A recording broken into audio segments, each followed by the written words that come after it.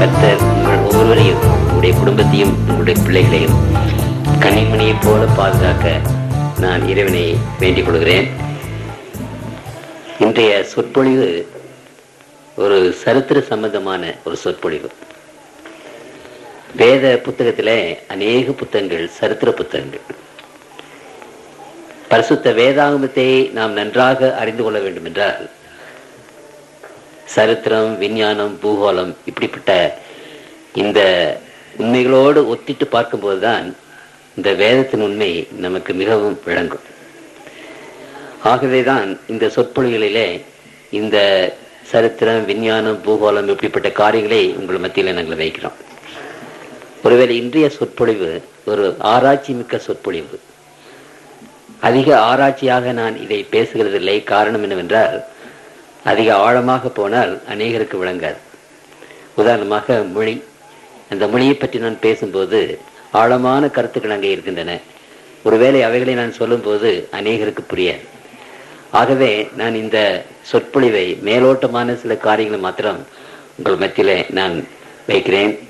கல்லூரிகளிலே இப்படிப்பட்ட சொற்பொழிவுகளை ஆற்றும் போது அங்கு இந்த ஆழமான கருத்துக்களை சொல்லும்போது அவர்களுக்கு அது புரியும், அப்ரிஷியேட் பண்ணுவார்கள். இந்த சொற்பொழிவுக்காக நீங்கள் ஜெபத்தோடு காத்திருங்கள். ஜெபம் செய்வோம். எங்களை நேசிக்கிற அன்புள்ள தகப்பனே, இந்த நேரத்திலும் உங்களுடைய பிள்ளைகள் உங்களுடைய சன்னிதானத்திலே வந்து நிற்கிறோம். ஆண்டவராகிய நீர் எங்களோடு பேசும் ஆண்டவரே. உங்களுடைய சத்தத்தை எங்களுடைய உள்ளத்திலே துணிக்க பண்ணி வேத சத்தியங்களை எங்களை அறிந்து கொள்ளத்தக்கதாக ஆண்டவரே எங்கள் மத்தியிலே பேசும் தகப்பனே, பேசும். இயேசுவின் நாமத்தில் வேண்டிக் கொள்கிறோம். ஜெபங்களும் பரம்பிதாவே, ஆமென்.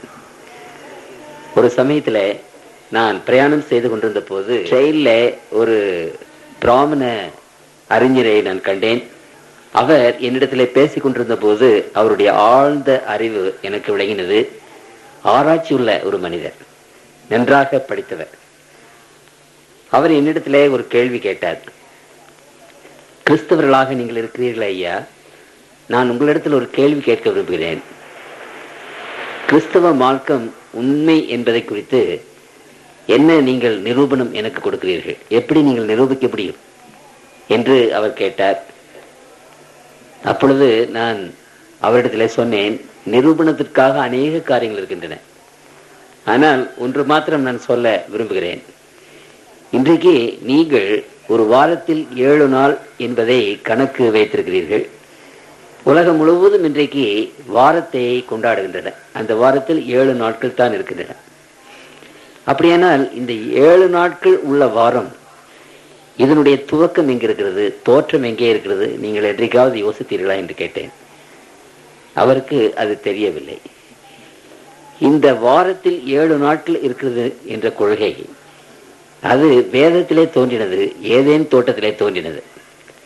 ஆண்டவர் 6 நாட்களுக்குள்ளே இந்த வானத்தையும் பூமியையும் படைத்தார். 7ஆம் நாளிலே ஓய்ந்திருந்து அதை ஆசீர்வதித்தார். ஆகவே இந்த வாரம் என்பது 7 நாள் என்பது விவிலியத்தினுடைய கொள்கை. அது இன்றைக்கு உலகத்தின் மக்கள் எல்லோரும் அதை அனுஷ்டிக்கிறார்கள். எங்கே இருந்து வந்தது என்று கூட தெரியவில்லை. அப்படியானால் இன்றைக்கு இந்த பூமியானது தன்னைத்தானே ஒரு தடவை சுற்றி கொள்கிறது. அப்படி சுற்றி கொள்ளும் போது ஒரு நாள் என்று கணக்கு போடுகிறோம். தன்னைத்தானே சுட்டுக் கொள்வதற்கு 24 மணி நேரம் ஆகிறது, அது ஒரு நாள். இந்த பூமியை சந்திரன், இந்த சந்திரன் இந்த பூமியை சுற்றி கொண்டு வருகிறது. ஒரு முறை சுற்றுவதற்கு 29 நாட்களுக்கு மேலாகிறது. அதை ஒரு மாதம் என்று கணக்கு போடுகிறோம். மாதம் என்ற கணக்கு அந்த சந்திரன் பூமியை சுற்றி வருகிறது ஒட்டி மாதம் என்று கணக்கு போடுகிறோம். சரி, நம்முடைய உலகமானது நாம் பார்க்கிற இந்த சூரியனை சுற்றி ஒரு முறை சுற்றி வருகிறது. சுற்றி வருவதற்கு 365 நாள் ஆகிறது.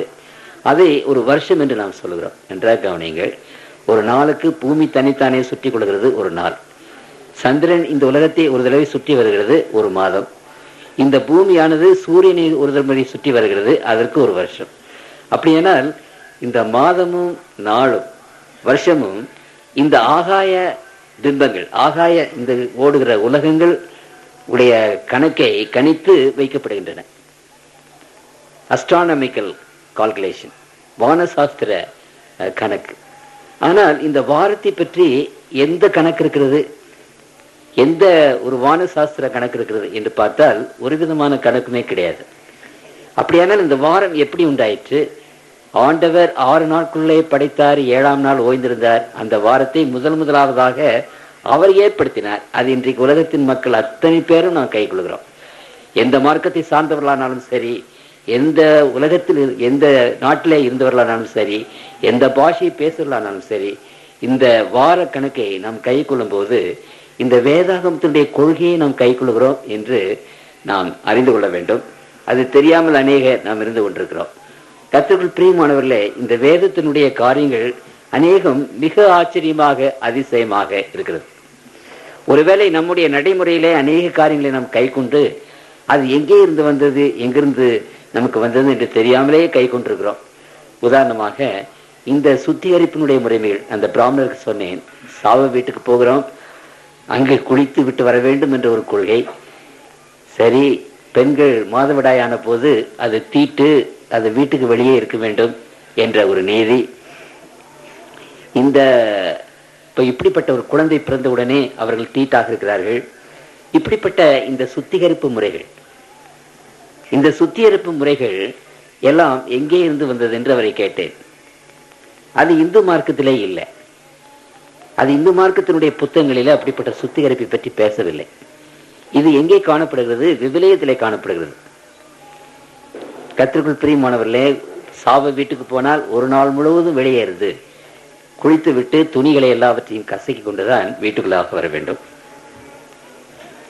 அங்கு குழந்தை பிறந்து விட்டால், பெண் குழந்தை பிறக்குமானால் 82 நாள் தீட்டு, ஆண் குழந்தை பிறக்குமானால் 41 நாள் தீட்டு, மாதவிடாயானால் 7 நாட்கள் தீட்டு என்று இப்படிப்பட்ட இந்த சுத்திகரிப்பின் முறைமைகள் எல்லாம் வேதத்திலே இருந்து வந்தது. ஐயா பிராமணர்களை, நீங்கள் கை கொள்ளுகிறீர்கள் ஒழுங்காக, ஆனால் அது எங்கே இருந்து வந்தது என்று தெரியாமல் கை கொள்ளுகிறீர்கள். இது வேதத்தினுடைய ஒழுங்கு. இன்றைக்கு கோவிலுக்கு போகிறோம், அங்க முற்றம் இருக்கிறது, ஆசாரியர்கள் இருக்கிறார்கள், பூஜை செய்கிறார்கள். அப்புறம் கற்ப கிரகம் இருக்கிறது, சாமி இருக்கிற இடம்.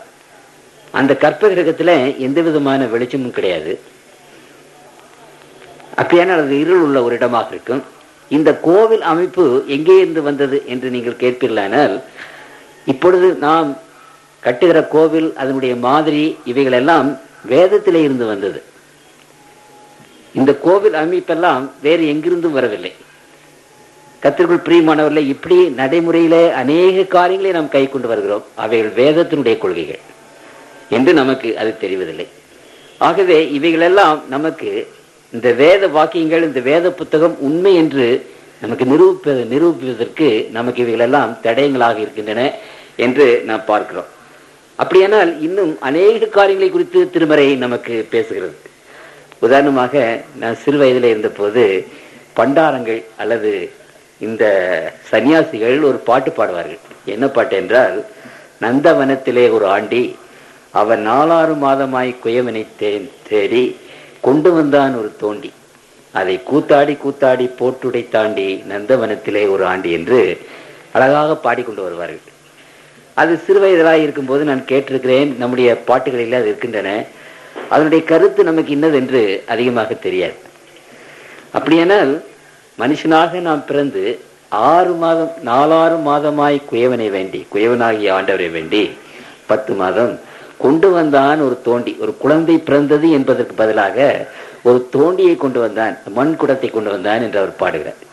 அதை கூத்தாடி கூத்தாடி போட்டுடை தாண்டி, கூத்தாடி கூத்தாடி அதை அந்த மண்கலத்தை அங்கே உடைத்து விட்டார்கள். அல்லது மனிதன் அங்கே இறந்து போனான், மனிதன் சின்ன பண்ணப்பட்டு போனான் என்று அவர் பாடுகிறார். அப்படியானால் அது என்ன பாட்டு?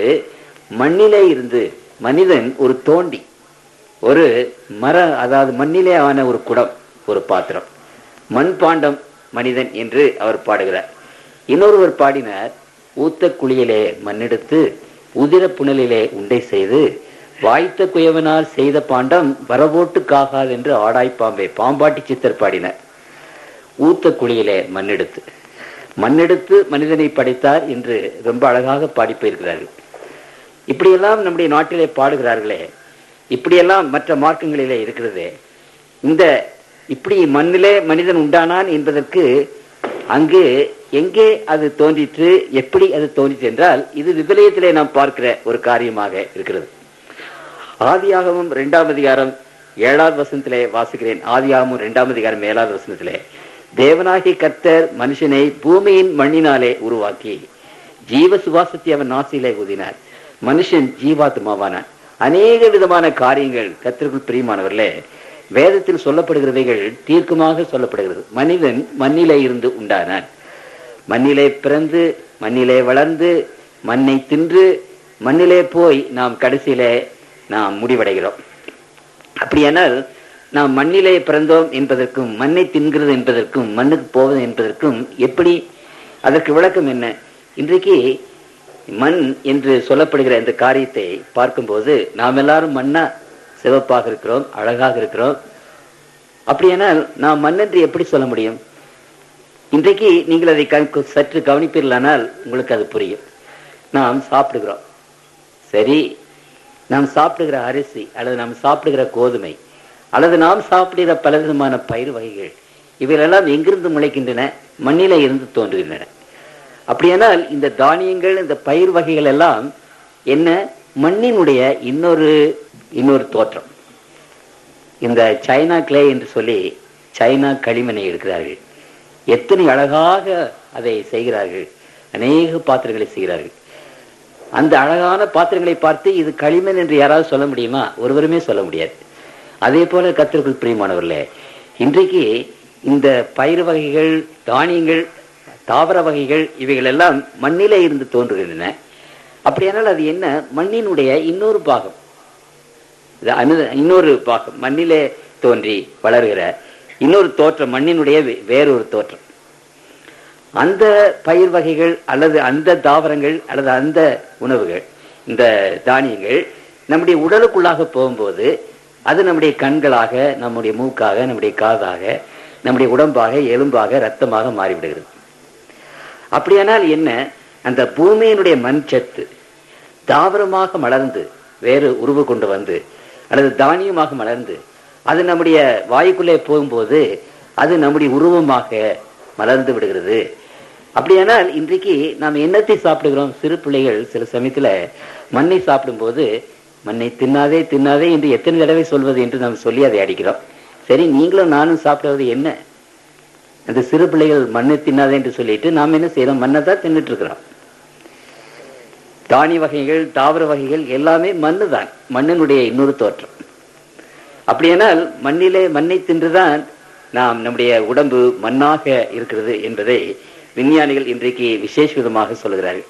நம்முடைய உடம்பிலே காணப்படுகிற அநேக மூலப்பொருள்கள் மண்ணிலே காணப்படுகிற மூலப்பொருள்கள் என்பதை இன்றைக்கு விஞ்ஞானம் நமக்கு விசேஷ விதமாக அங்கு சொல்லுகிறது. கர்த்தருக்குள் பிரியமானவர்களே, ஆகவே திருமறை தம்முடைய பிள்ளைகளாகி நமக்கு என்ன சொல்கிறது என்றால், நாம் மண்.